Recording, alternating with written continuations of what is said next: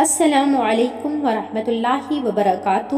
بسم اللہ الرحمن الرحیم۔ جڑواں بچے کس گھر میں پیدا ہوتے ہیں؟ حضرت علی رضی اللہ تعالیٰ عنہ نے فرمایا۔ ناظرین، اکثر کچھ لوگ سوال کرتے ہیں کہ دنیا میں جڑواں بچے کیوں پیدا ہوتے ہیں، یعنی کہ کیسی عورت کے گھر پر جڑواں بچے پیدا ہوتے ہیں، اس کی کیا وجہ ہوتی ہے؟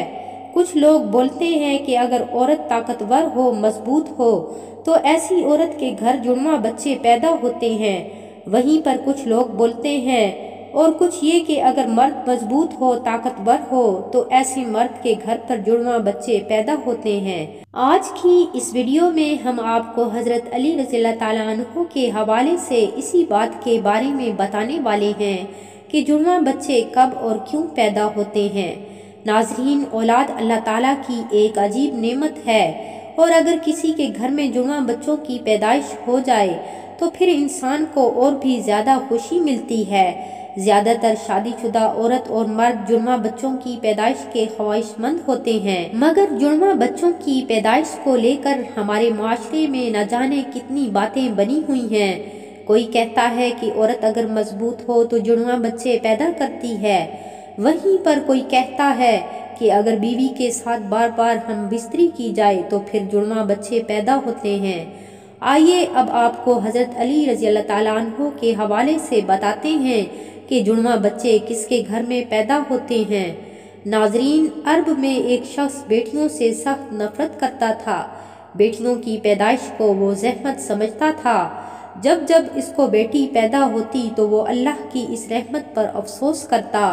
ایک بار اللہ نے اس کو 2 بیٹیوں سے ایک ساتھ نوازا، یعنی کہ اس کے گھر پر جڑواں بیٹیاں پیدا ہوئیں۔ یہ دیکھ کر وہ شخص بہت دکھی ہوا اور افسوس کرنے لگا۔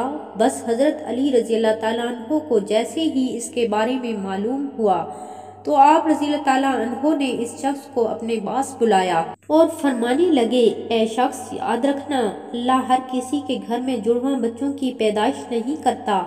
اللہ ہر کسی کو بیٹی عطا نہیں کرتا، بلکہ اللہ جس گھر سے خوش ہوتا ہے اس گھر میں جڑواں بچوں کی پیدائش فرماتا ہے۔ اللہ جس شخص کو جنت میں داخل کرنا چاہتا ہے اس کے گھر میں 2 بیٹیوں کو ایک ساتھ پیدا فرماتا ہے۔ اللہ جس کی آخرت کو سنوارنا چاہتا ہے اس کے گھر میں بیٹیوں کا تحفہ عطا کرتا ہے۔ اے شخص، میں نے اللہ کے رسول صلی اللہ علیہ وآلہ وسلم سے سنا ہے کہ جس انسان نے اپنی بیٹیوں کی اچھی طرح سے پرورش کی، ان کی شادیاں کی، تو اللہ تعالیٰ ایسے انسان پر جنت کو واجب کر دیتا ہے۔ یاد رکھنا، بچے والدین کے گھر میں رحمت بن کر آتے ہیں۔ تو یہ سن کر وہ شخص عرض کرنے لگا، یا علی، جب عورت حاملہ ہو جائے تو ہمیں یہ کیسے پتہ چلے گا کہ عورت کے حمل سے لڑکا پیدا ہوگا یا لڑکی، یا پھر جڑواں بچے پیدا ہوں گے؟ تو حضرت علی رضی اللہ تعالیٰ عنہ نے فرمایا، اے شخص، اس بات کو اللہ ہی بہتر جانتا ہے کہ کس عورت کے حمل سے لڑکا ہوگا یا پھر لڑکی ہوگی، یا پھر جڑواں بچے پیدا ہوں گے۔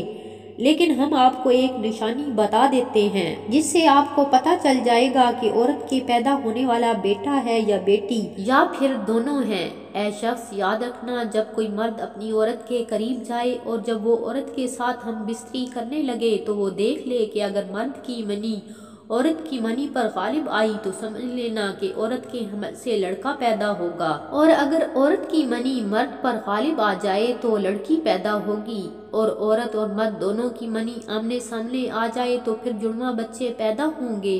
اے شخص، اللہ نے پوری کائنات کے اندر 80,000 مخلوقات کو پیدا فرمایا ہے۔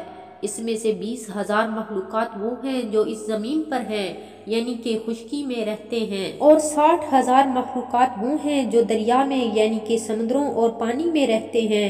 اور یاد رکھنا، اللہ نے ہر مخلوقات میں جوڑا پیدا فرمایا ہے، یعنی کہ نر اور مادہ کو پیدا فرمایا ہے، اور یہ کام اللہ نے اس لیے کیا ہے تاکہ ہر مخلوقات کی نسل قیامت تک باقی رہ سکے، قیامت تک چل سکے۔ اے شخص، انہی 80,000 مخلوقات میں سے ایک مخلوق اللہ تعالیٰ نے ایسی بنائی جو اس زمین پر رہتی ہے، جو کہ انسان ہے، اور اللہ نے انسانوں کے اندر بھی نر اور مادہ کو پیدا فرمایا ہے۔